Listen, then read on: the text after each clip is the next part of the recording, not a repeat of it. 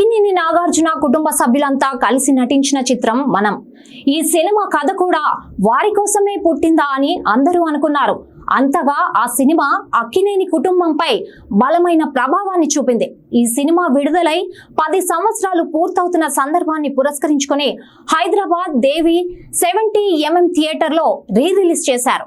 Hero Naga Chaitanya ఈ సినిమాను theatre కు వెళ్లి చూశాడు. అక్కినేని నాగేశ్వరరావుతో ఉన్న ఒక సన్నివేశాన్ని చూసి కన్నీరు పెట్టుకున్నాడు. ఆ తర్వాత వచ్చిన సమంతతో వచ్చే సీన్ లోనూ బాధపడుతున్నట్లు కనిపించాడు. దీంతో చేయి పక్కనే ఉన్న దర్శకుడు విక్రమ్ కే కుమార్ ఓదార్చారు. దీనికి సంబంధించిన వీడియోను అన్నపూర్ణ స్టూడియోస్ వారు యూట్యూబ్ లో షేర్ చేశారు.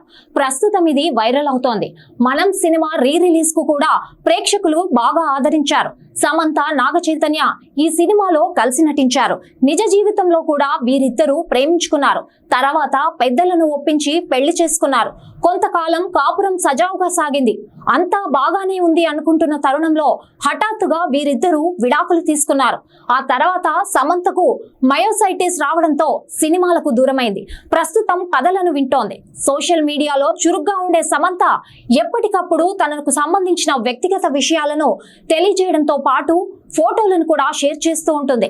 ఇటీవలే తెలంగాణలో ఫోన్ ట్యాపింగ్ కు సంబంధించిన విషయంలో సమంత పేరు కూడా వినిపించింది. నాగ చైతన్య ప్రస్తుతం చందు మొండేటి దర్శకత్వంలో తండేల్ సినిమా చేస్తున్నారు. శ్రీకాకుళంకు చెందిన మత్స్యకారుడు రాజు జీవిత కథ ఆధారంగా దీన్ని తీస్తున్నారు.